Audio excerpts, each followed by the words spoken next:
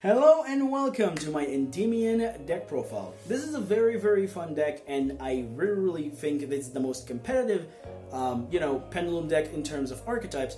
But my god, there's so much text to read on these cards. So that's why it's took me going to take me in the video a little bit more time longer than usual than essentially talking about the cards, because I like to go through all the rulings and stuff like that very thoroughly. So just to let you know in advance, it's probably going to take a little bit more longer than usual because they have so much text. But beside that, we can jump right into the list after I will say to you, thank you all for 1,750 subscribers. I didn't really get to say to you for 1,700, but we're already at 1,750, so thank you all for that.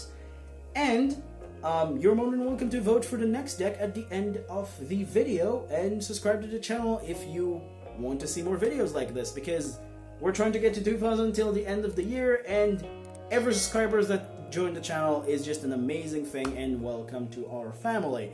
But beside that, let's jump right into the list itself, because oh boy, this is going to be a little bit of a long one. Alright, before we jump right into the list, let's talk about the price. So for the deck itself, I specifically don't run cards like Magician's Souls, so the deck itself is quite affordable, but I wouldn't call it still a budget, because cards like Selene, Jackal King, and Monster Cerberus are still like $5 to $10 cards that you do need to run in multiples on top of the structure deck of Endymion itself. So the deck itself is like, I would say, affordable, but I wouldn't call it budget.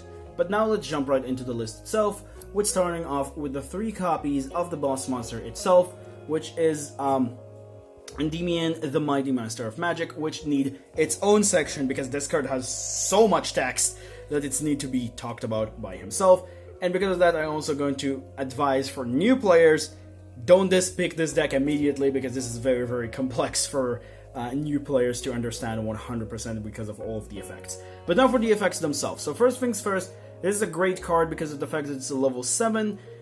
Because of the fact that you can use this with the Summon of Reflection, we'll get to things like Absolute, and then you summon Vortex. But mostly, this card by itself, it's also a negation. On the field, once per turn, when a spell trap is activated, you particularly have as a quick effect to return 1 card you control with a spell counter, and then negate the activation. And if you do, you place the spell counters of that monster that you return to the hand on this card. You have to have a monster with a spell counter, not a monster with no spell counters. It cannot be just a card that you can place a spell counter on. It has to be a monster that specifically have already at least 1 spell counter. On top of that, if it has a spell counter, this card gets protection, which is really cool, and then when it gets destroyed, he's also able to search a normal spell. But mostly what you care about is just as an additional, negation, which is really strong for spells and traps. Also in the scales, it's also great going second, because it has the ability to remove 6 spell counters from the field, to summon itself from the scale, to then count the number of monsters with spell counters that you have, and then pop cards on the field up to the, with the same number, from both sides of the field. You don't have a choice in that matter. But the point is, you pretty much pop, and then you pretty much place spell counters up to the number of cards that pop. Also, you can count also the cards that are not monsters specifically. I kind of double check that. This card has a lot of effects and a lot of things going on for it, and just it's need a lot of explanation by himself specifically. But yeah, Mighty Master is very good boss monster. But now for the rest of the Endymion, or should I say spellcaster stuff, we're running double copies of Reflection, 1 copy of Magister, 1 copy of Servant, and then 3 copies of the honorary one, which is Abductor. Now these cards also all have the same effect that when they're in the scale, when you activate a spell, you can place a spell counter on, which is really cool. And also they all also get another effect when they're also in the field, that you can just place again spell counters when you activate spells, and they have another effect differently. In the case of Abductor, she's specifically giving you the ability to search a spell, or should I say a pendulum monster, by removing 3 spell counters from herself, and then in the field, you remove 3 spell counters from herself to essentially search 1 level 1 spellcaster monster. It doesn't have to be a pendulum one, but it's also really cool. And even without Magician's Souls, this still have some usage, so I'm just going to say that out loud. As for Servant, which is your secondary searcher, she specifically, instead of like searching, it's a little bit different. You pretty much remove 3 spell counters from this card, and then you special summon this from the Pendulum Zone and the monsters that you can place a spell counter on from your deck, and then you place 1 spell counter on each. And the monster has to have more than 1,000 attack. So just going to say that out there if you're running other monsters that have less than 1,000 attack. But beside of her in the entire deck, I don't think I have a monster with less than 1,000 attack, so it's most of the time doesn't matter. The other effect in the monster zone is kind of okay, but you don't really care about it, and that effect is like, if it's in as a quick effect, you can discard a card and then place 1 spell counter on each monster that you can place a spell counter on, and then if she's get destroyed, she's putting herself back in the Pendulum Zone. As for Magister, Magister is actually a lot better in this version, because you don't run Magician Souls and because you're focusing more on the spell counters. And the fact is that Magister, specifically, in the Monster Zone is far better. In the skill himself, he does the same thing that she does, but instead of like summoning a monster directly from your deck and with a cap of 1,000 or more, he specifically doesn't have the cap for any attack, but is only summoned from the extra deck, which is far less better, but still very serviceable and still very, very nice. And then once again, you place 1 spell counter on each.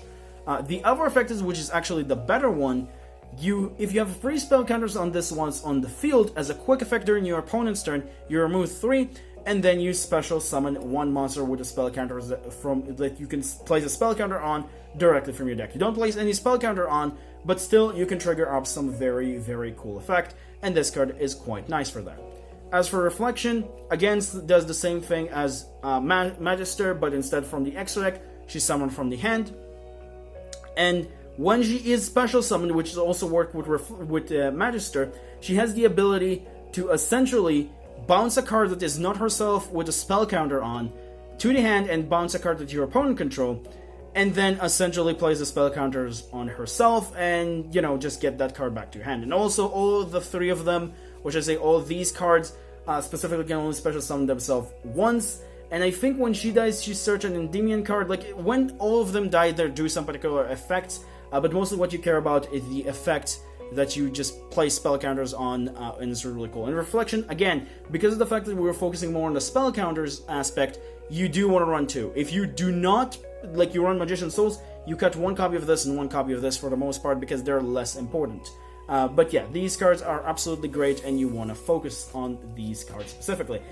And Endymion has a lot of things to explain on themselves, because they have so many effects. But from the moving on from now, everything is far more simple, because we're running 2 copies of Mythical Beast Master Cerberus, 2 copies of Jackal King, and 1 copy of Garuda for the Mythical Beast package. You specifically can just decide not to run this and this if you don't want specifically, and run just additional 3 draw cards or Magician Souls or whatever you want to. I just really, really like this lineup of what are called Mythical Beast. I don't know why I forgot their name for a second, but all of these do their effects quite nicely. In the case of Cerberus, he is quite bad against Ash, but the fact is, Cerberus is an additional 2 copies of both of these, and is essentially an activator also for your Jackal King, making it also that you sometimes don't even need to use your normal summon before you summon your Link monster like Crowley or the other one, which we'll get to it. But the point is, you put it in the skill, you pop it, you search one of these 2, or one of these 3, I guess, and then in the Monster Zone, it's also have a nice effect, which is like giving you the ability to like banish a monster by removing 4 spell counters from the field, but it's only during your own turn, so it's not like a quick effect like this, but it's still very, very nice for OTKs.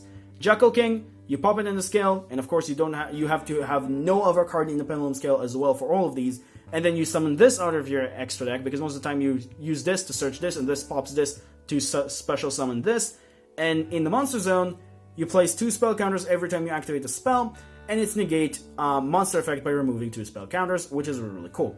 As for Garuda, absolutely amazing. This could be even just cut off for something else, or be Baby Jackal, but I love this card far more, because 2 reasons.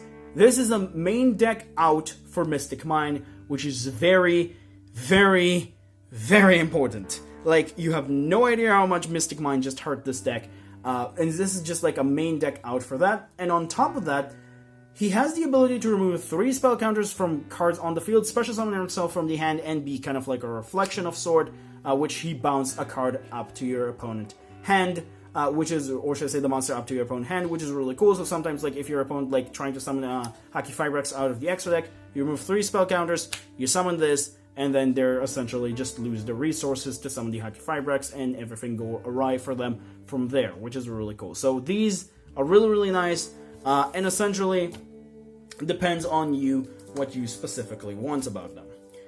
But that does it for the spell counters related stuff. Then we're running for the rest of the spellcasters, which are running 3 copies of Chronograph, 1 copy of Time Gazer, 2 copies of Blue Boy, and 3 copies of Jester Confit.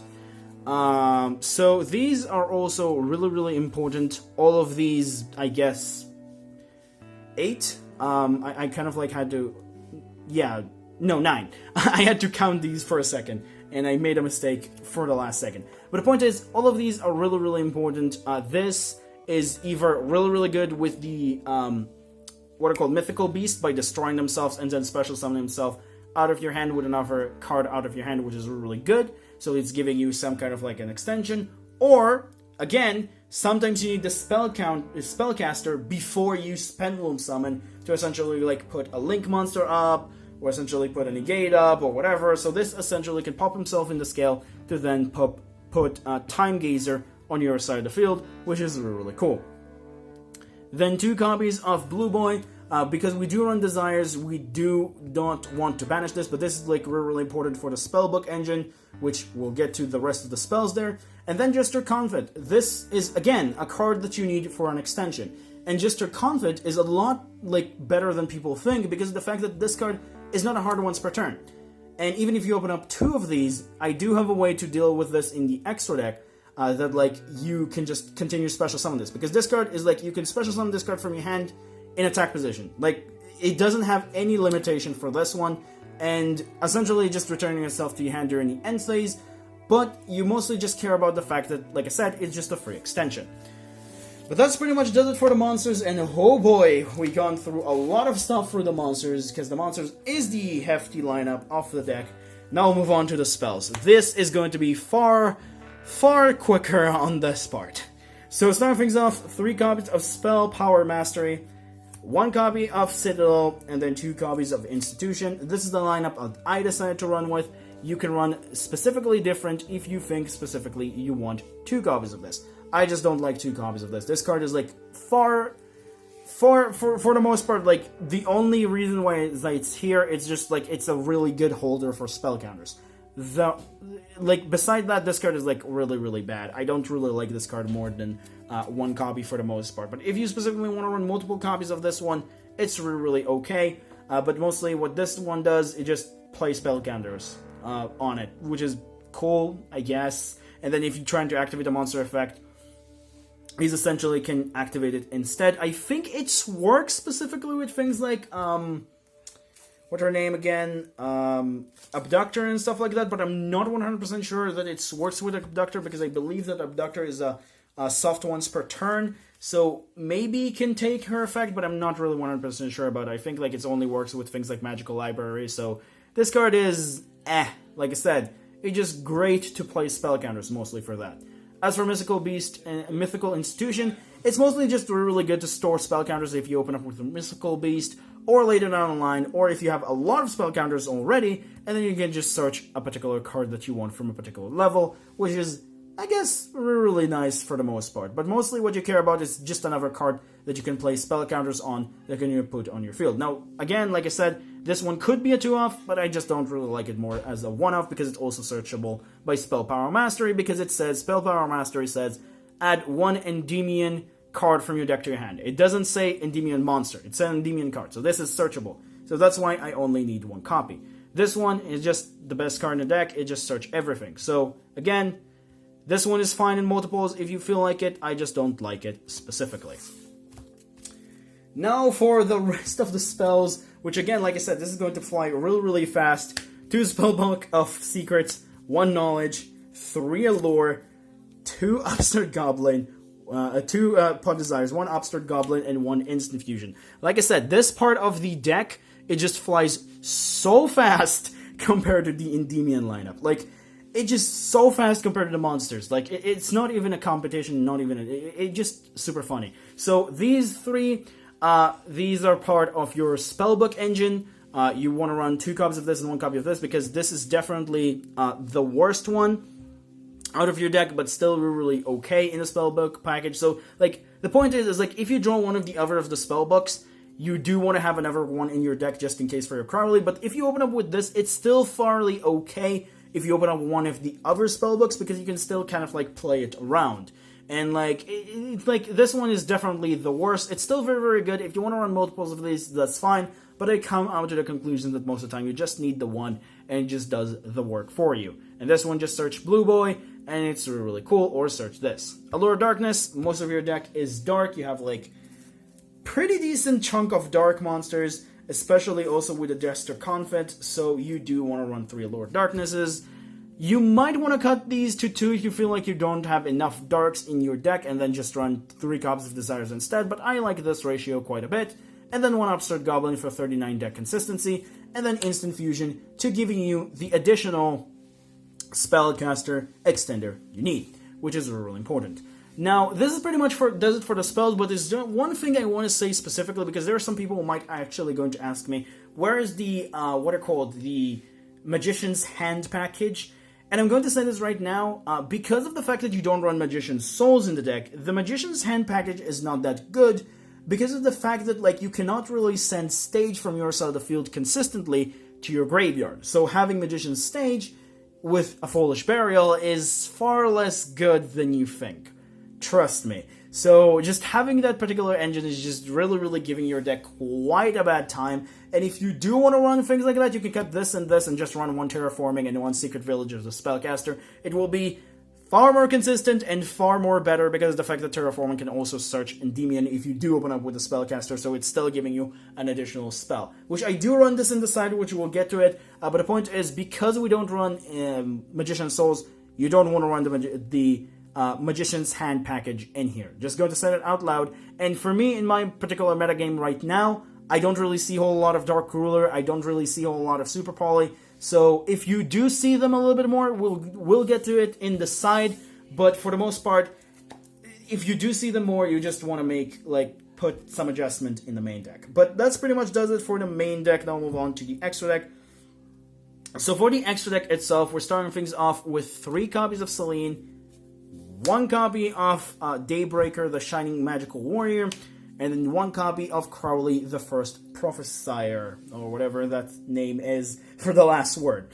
These are your 3 most important extra deck monsters. Selene is really, really important because of the fact that, like, you're going through 3 of her, like, consistently in the deck. Like, at the very least 2, and there are some games that you even going through 3 in the grind game, because her effect is a soft once per turn to summon a spellcaster out of your graveyard. And sometimes you even end the board with Selene, because you do find yourself with, like, Mighty Master in the graveyard, and then you summon it during your opponent's turn. It's really, really stupid, and it's really great.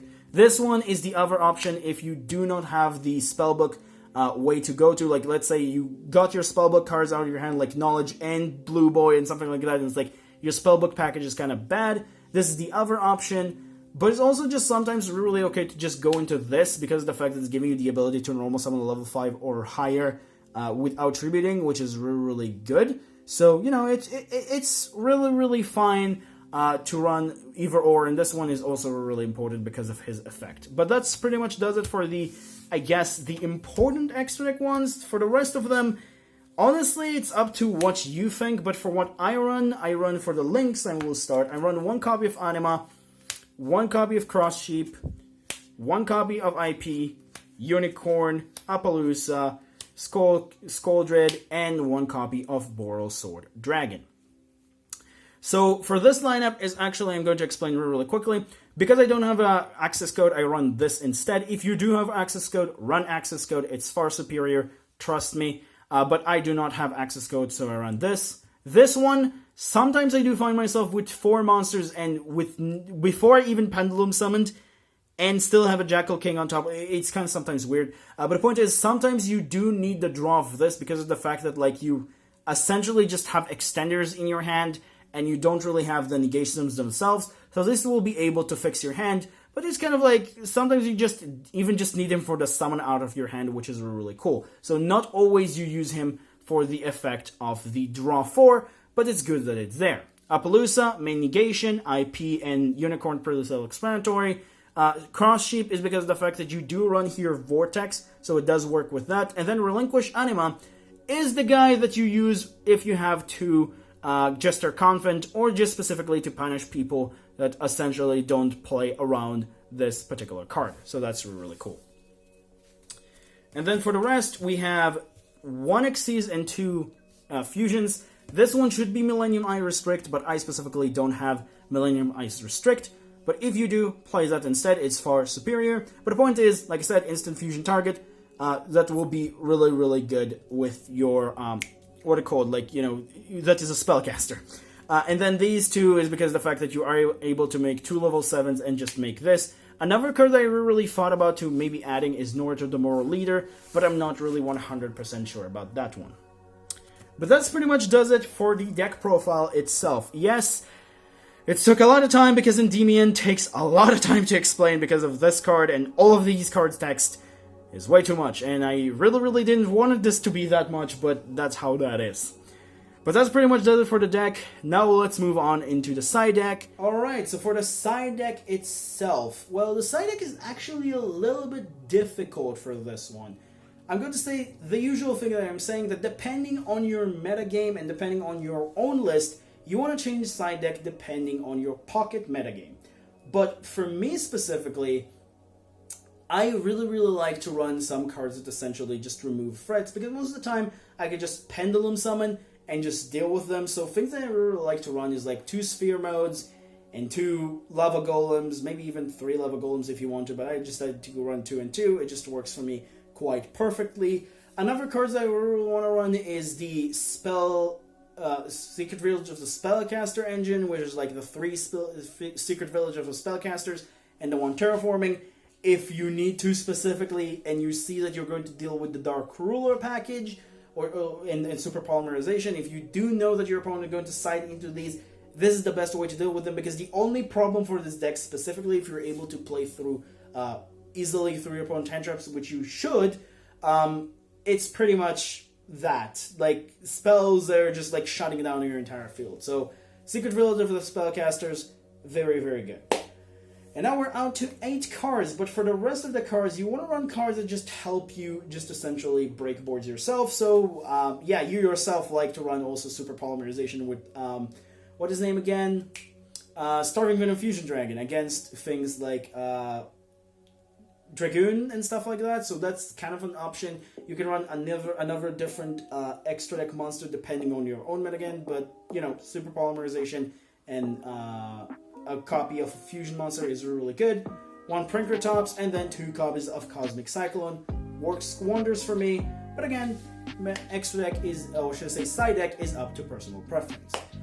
But that's pretty much it for that, and now we're going to move into the deck options for next time. And once again, I'm going to return the 3 decks that weren't chosen and then put a new one.